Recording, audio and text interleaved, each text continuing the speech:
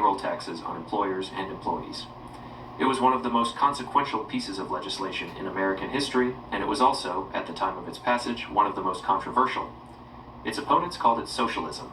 They called it unconstitutional. They called it the end of individual initiative and the beginning of government dependency. Some of them were not wrong that it represented a fundamental change in the relationship between the American government and its citizens. What they were wrong about was what the alternative looked like. And the alternative, for the 160 years before 1935, looked like the old man in Mississippi with three options, none of them good. This is the story of what old age in America actually was before Social Security existed. It is the story of the almshouses, the pauper farms, the elderly workers who died on the job. Because stopping meant starving, and the political movement that finally convinced the federal government that a modern industrial economy could not be left to solve the problem of old age through private charity alone. It is also the story of the political battles that shaped Social Security into what it became, the compromises that left millions of the most vulnerable workers out of its original coverage, and the system that emerged from those compromises that 67 million Americans now depend on.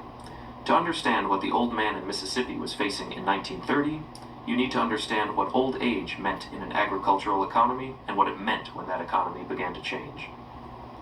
In the pre-industrial United States, the dominant economic unit was the family farm. A farmer who grew old did not retire in the modern sense. He transferred more of the physical work to his children and grandchildren as his body permitted less and less. He remained on the land, surrounded by family, contributing what he could. The farm itself was the retirement system. The family was the pension plan. Old age was hard, and old farmers were often in pain and limited in their movement, but they were rarely completely without support, because the support was built into the structure of agricultural life. This system had real problems. It depended on having children. It depended on those children remaining on the land rather than moving to cities. It depended on the farm being productive enough to support multiple generations. Elderly farmers who had no children, or whose children had left, or whose land had failed, were in serious trouble. But for the majority of the population in the majority of the country through most of the 19th century, the family farm model provided at least a partial answer to the problem of old age. The Industrial Revolution changed this in ways that were not immediately understood. When workers moved from farms to factories, they moved from an economy in which age brought a gradual reduction in productivity to one in which age often brought a sudden termination of employment. A farmer whose hands were too stiff to do heavy work could still supervise, still make decisions, still contribute to the operation. A factory worker whose hands were too stiff to operate the machinery was simply unemployable. The industrial economy had no use for him. The urbanization that accompanied industrialization also broke up the family structures that had provided old age support in the agricultural economy. When a farmer's son moved to Pittsburgh to work in the steel mills, he could not easily take his aging parents with him. A steel worker living in a company town in a two-room house did not have space for elderly parents. The physical and economic structures of industrial life made the informal family-based support system harder to maintain even when the will to maintain it existed. By the late 19th century, the United States had a serious and growing problem with elderly poverty, and it had essentially no policy response to that problem. What it had instead was the almshouse. Almshouses, also called poorhouses, poor farms, or county homes depending on the region, were institutions maintained by local governments to house the destitute poor. They had existed in various forms since the colonial period, modeled on similar English institutions. By the second half of the 19th century, they were the primary institutional response to poverty in general, including the poverty of the elderly. The conditions in almshouses ranged from tolerable to genuinely horrifying. They housed everyone from the temporarily unemployed to the chronically mentally ill to the elderly and infirm, mixing populations with very different needs in facilities that had neither the staffing nor the resources to address any of their residents' needs adequately. Investigators who visited almshouses in the late 19th and early 20th centuries regularly documented overcrowding, unsanitary conditions, inadequate food, and a general atmosphere of degradation and despair. The almshouse was designed not merely to provide for the poor, but to deter poverty, to make dependence on public charity sufficiently unpleasant that people would exhaust every other option before resorting to it. The theory was that comfortable provision for the poor would encourage dependency and pauperism. The conditions of almshouse life were therefore kept deliberately harsh, to ensure that only the truly desperate would seek admission. What the people in the almshouse had in common was not laziness or moral failure, though this was the dominant contemporary explanation. What they had in common was having reached a point in life, through illness, disability, age, or the absence of family, where they could no longer support themselves in an economy that had no systematic provision for people who could not work? The 1880 census, the first to systematically count the almshouse population, found roughly 66,000 people living in public almshouses across the country. By 1890, the number had grown to 73,000. Surveys of the almshouse population consistently found that a substantial proportion of residents were elderly. A 1904 survey found that roughly 35% of almshouse residents were over 60 years old, in an era when the over 60 population was a much smaller fraction of the total than it is today. These numbers capture only the people who had been admitted to institutions. The elderly poor who were surviving outside institutions through the charity of family, neighbors, churches, and private organizations were far more numerous but essentially uncounted. The full scale of elderly poverty in the late 19th century is impossible to reconstruct precisely, but the evidence that does exist makes clear that it was pervasive, severe, and only partially addressed by the private and local public systems in place. There were some alternatives to the almshouse for elderly workers. The Civil War pension system, established after the war to support disabled veterans and later extended to all Union veterans, provided federal income to a substantial population of elderly men and their dependents by the late 19th century. By 1893, the pension system was consuming roughly 40% of the federal budget. It was the largest federal welfare program in American history up to that point, but it was limited by definition to veterans, excluding women, non-veterans, and those who had served in the Confederate Army. A small number of large employers offered pension plans to long-term employees. The railroads were among the pioneers of employer pensions, partly because the physical demands of railroad work produced injuries and disabilities at high rates, creating a practical need to provide some support to workers who could no longer do the job. By 1910, roughly 8% of American industrial workers were covered by some form of employer pension plan. The remaining 92% had no employer-provided retirement security of any kind. Labor unions offered mutual aid in some cases, but union membership was limited and union finances were often insufficient to provide substantial old age benefits. Fraternal organizations, religious institutions, and ethnic mutual aid societies provided small amounts of support to their members, but the total coverage was a fraction of the need. The result was that for the overwhelming majority of American workers, old age meant one of two things: continuing to work for as long as the body permitted, or relying on family members to provide support. Both of these options were becoming more difficult as the economy industrialized and urbanized. The political response to this situation developed slowly, beginning with state-level experiments in the early 20th century. The progressive movement of the early 1900s, which produced a broad array of regulatory and social reforms in response to the problems of industrial capitalism, generated new thinking about old age security.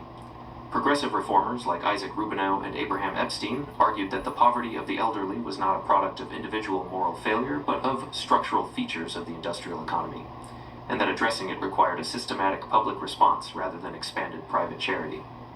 The first state old age pension law in the United States was passed by Arizona in 1914, but it was immediately declared unconstitutional by the state Supreme Court. Montana passed a pension law in 1923. Nevada and Pennsylvania followed. By 1929, 6 states had some form of old age pension law, though most of them had very limited funding and coverage. The Great Depression transformed the political landscape in ways that made federal action possible. The Depression did not create elderly poverty, but it made it dramatically more visible and politically urgent. Banks failed, wiping out the savings of people who had spent their working lives accumulating them. Businesses collapsed, eliminating the employer pension plans that a small fraction of workers had depended on. Children who had been supporting elderly parents lost their own jobs and could no longer provide that support. The Depression compressed into a few years a crisis that had been building for decades. By 1934, surveys were showing that roughly half of Americans over 65 had no income sufficient to meet their basic needs. The number was probably higher, since the surveys depended on self-reporting and people were reluctant to admit to the scale of their poverty. Half of the elderly population of the most powerful industrial country in the world had insufficient income to survive without assistance. Into this crisis came Francis Townsend. Townsend was a retired physician from Long Beach, California, who in 1933 proposed what became known as the Townsend Plan. The plan was simple and radical. Every American over 60 would receive a federal pension of $200 a month, on the condition that they retire from work and spend the entire $200 within a month. The spending requirement was the economic theory. By putting money in the hands of elderly Americans and requiring them to spend it immediately, the plan would stimulate economic activity and help end the Depression. The economics of the Townsend Plan were widely criticized, and with some justification. $200 a month per recipient would have cost roughly twice the total federal budget of the time. But the political force of the Townsend movement was extraordinary. By 1935, Townsend clubs had formed across the country with a combined membership estimated at 3.5 million people. Townsend was generating more mail to Congress than any other issue of the period. His plan was not going to pass, but the movement behind it made clear that Congress had to do something about old age poverty or face the electoral consequences. The Roosevelt administration's response was the Social Security Act of 1935. Roosevelt had been cautious about the scope of federal social programs, concerned both about the constitutional questions and about the political risks of going too far too fast. But the Townsend movement and the broader political pressure of the Depression made some federal action on old age security politically necessary. The system that emerged from the congressional negotiations was a compromise shaped by forces that had little to do with the welfare of the elderly and a great deal to do with the political economy of the New Deal coalition. The most consequential compromise was the exclusion from coverage of agricultural workers and domestic servants. This exclusion was demanded by Southern Democrats, who were essential members of the New Deal coalition and who insisted that any federal social program that covered black workers in the South would disrupt the racial and economic hierarchy that Southern agriculture depended on. If black sharecroppers and domestic workers were covered by Social Security, they would have an alternative source of income in old age that reduced their dependence on white employers and landowners. This was unacceptable to the Southern Democrats. The exclusion of agricultural workers and domestic servants removed from Social Security coverage the two occupational categories that employed the largest share of black workers in the South. By some estimates, roughly 65% of black workers were excluded from the original Social Security system for this reason. The exclusions were framed in the legislation in occupational rather than racial terms, a legal fig leaf that fooled no one who was paying attention. The effect was to build a major racial exclusion into the foundation of the most important federal welfare program in American history. The original Social Security program was also limited in other ways. It covered only workers in commerce and industry, not the self-employed, not workers in nonprofit organizations, not federal employees who had their own pension system. It provided retirement benefits only to workers who had contributed to the system through payroll taxes, not to the elderly who were already retired and had never contributed. The latter group, who were precisely the people in the most urgent need in 1935, were addressed by a separate program called Old Age Assistance, which provided federal grants to states to fund means-tested welfare payments to the needy elderly. The Old Age Insurance Program, which is what most people mean when they say Social Security, paid its first monthly benefits in January 1940. The first monthly check was issued to Ida Mae Fuller of Ludlow, Vermont, who received $22.54. Fuller had paid $24.75 in Social Security taxes before she retired. She lived to be 100 years old, collecting Social Security benefits for 35 years, and received a total of $22,892 in benefits. She was a good deal for no one except herself, which is arguably the point. The constitutional challenge to Social Security was resolved by the Supreme Court in 1937. The court had been striking down New Deal legislation throughout Roosevelt's first term, leading to his controversial court-packing plan, which was ultimately unsuccessful but may have influenced the court's subsequent behavior. In Helvering v. Davis and Stewart Machine Company v. Davis, the court upheld the Social Security Act by a 5-4 majority, ruling that Congress's power to provide for the general welfare was broad enough to encompass the program. The post-war decades saw significant expansions of Social Security coverage and benefits. Agricultural workers and domestic servants were brought into the system in 1950, finally extending coverage to the workers who had been excluded at the South's insistence. The self-employed were added in 1954. Social Security disability insurance was added in 1956, extending the program to workers who became disabled before retirement age. Medicare, which provided health insurance for the elderly, was added in 1965, completing what many New Deal liberals had originally envisioned as a comprehensive social insurance system. The politics of Social Security changed dramatically once the program had been in operation long enough for a significant population of Americans to be receiving benefits. Social Security recipients are voters, and they vote at high rates. Politicians who proposed cutting benefits faced immediate electoral consequences from a constituency that was organized, motivated, and growing. This political dynamic transformed Social Security from a controversial new program into what one political scientist called the third rail of American politics. Touch it, and you die. The financial challenges of Social Security have been present almost from the beginning because the program's structure contains a fundamental tension. It is funded by payroll taxes on current workers who pay for the benefits of current retirees.